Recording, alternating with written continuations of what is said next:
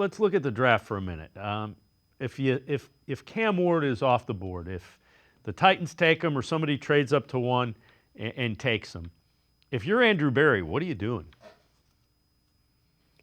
I mean, I'm a Shador Sanders believer relative to a lot of people. I think overall the kind of the trend at the moment seems to be he's sliding or he's not seen as good a prospect, and generally the kind of opinion seems to be souring on him a little bit. Now, that isn't reflected yet on the consensus big board, which is out there and kind of collects everybody's big boards together and gets an idea of where guys' stock is, at least in terms of public perception, media, draft analysts, those kinds of things. We're not seeing this big slide from Shador Sanders on the consensus board. So, maybe that is just smoke and mirrors and lying season and, narrative right now.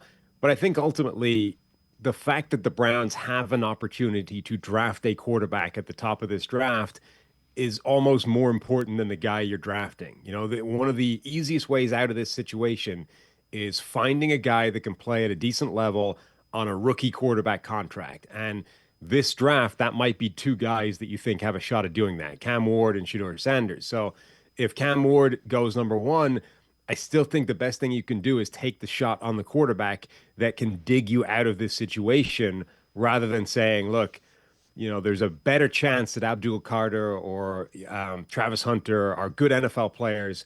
But even if they are, it doesn't make a difference if you haven't found a quarterback that can get you out from the Deshaun Watson thing. So I say you take Shador Sanders and hope that you hit the high end of what he can do.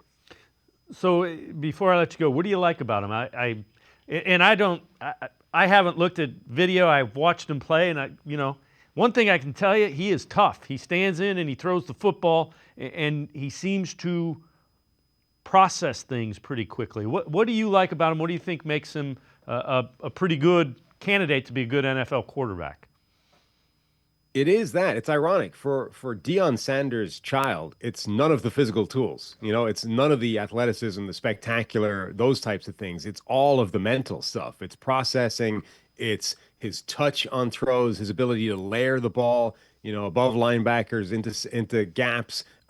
It's touch. It's understanding when and where to attack certain areas of the field. And I think you're right. He is tough, and that's a significant thing. Now, there's weaknesses there, even outside of the fact that he's a worse athlete than Cam Ward, and he doesn't have the arm that Cam Ward has.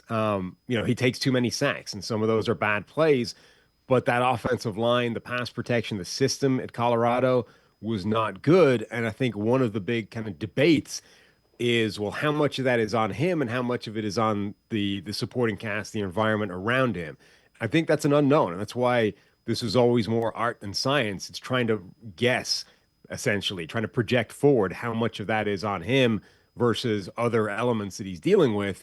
If you think it's more to do with the environment, the offensive line, the protection, all those things, then I think you should like what Shador Sanders can bring to the table. Because if you reduce some of those bad plays, then there's a lot to like about him. And he's done it at, multiple different stops. And, there's a lot of positive that he's bringing to the table. If you think it's more him and that's just an inherent part of his game, then I think it's definitely an element to be scared of.